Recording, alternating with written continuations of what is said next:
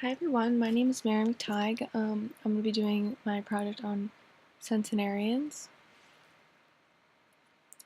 A centenarian is an individual who lives to the age or exceeds the age of 100. So they may live to 101, 102, and so forth, but at least gets to the age of 100 years old. It basically sums up the term longevity of life. If someone lives to 100, that means they lived a long life, and if they live past that, an even longer life. And this number around the world is increasing. So I think it's being more talked about because this number is increasing each day. Some statistics in terms of centenarians. In 2010, the United States Census Bureau did a survey, and these were the findings. If the trend continues, the number of centenarians will continue to go up. As you can see in the chart, it started in 2000, and every 10 years it goes up, showing it to 2050. So if the trend does continue, the number will rise. So another fact is that there are more female centenarians than males consistently over the years. In terms of this fact, this is really the only science they have behind it. There's not much else that proves why the females live longer than the males in terms of centenarians, but it is a fact that there are more female centenarians than males. Most of the living situation of centenarians is with other individuals, so someone is more likely to live to 100 if they are surrounded by people, if they see other people each day, if they just have an active lifestyle with other people. And I'll talk about how the lifestyle really affects your age later on. And a surprising fact was that the centenarians, at least in the United States, are less diverse. Most are just strictly white, not mixed, not anything else, just strictly white. One of the questions I came across was, okay, there are many centenarians in the United States and the number is increasing, but how do these individuals do it? How are they living to 100 years old or even longer? One of the main things was a positive attitude. If someone looks at each day and says, I can tackle this, I know what to do, I know how to live it, that has a great impact on their life, not just each day, but it carries through their entire life. And in the next slide, I'll talk about that a little more. Next would be the diet. Even nutritionists even say that your diet is more important. Like, you can exercise all you want, but it really comes down to what you're putting into your body, because that's your body's fuel, that's your body's energy. So if you're putting junk into your body, that's what you're going to get out of it. But if you're feeding your body with good fuel, good energy, and a good diet all around, this may aid to living to 100. Next would be faith. So the combination of diet and faith are exercise. The combination of diet and exercise are really important. Together they can have great effects on your body and your mind. So your body is meant to move.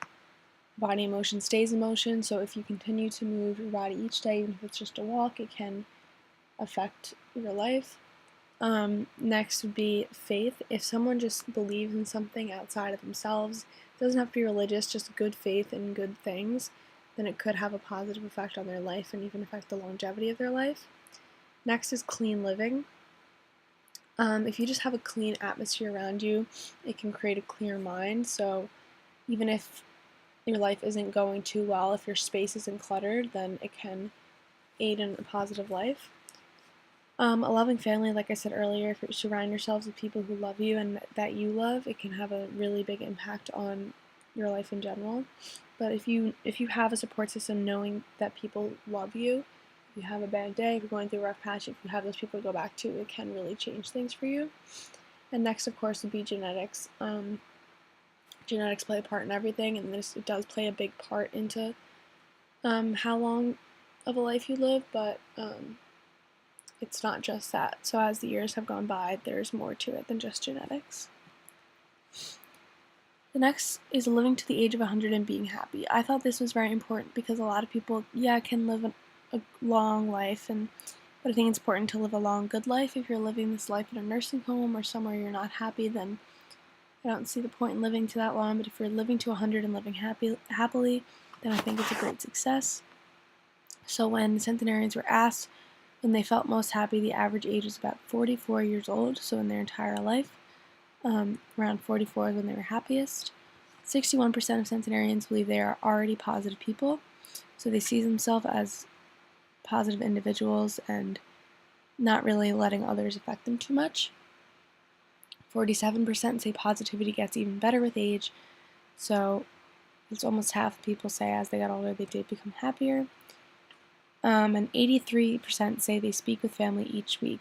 So it's clear that interacting with other people has a big impact on your own life, so it is important to do so. And then this little statistic here says 1 in 4 centenarians say keeping a positive attitude is the most important factor in staying healthy.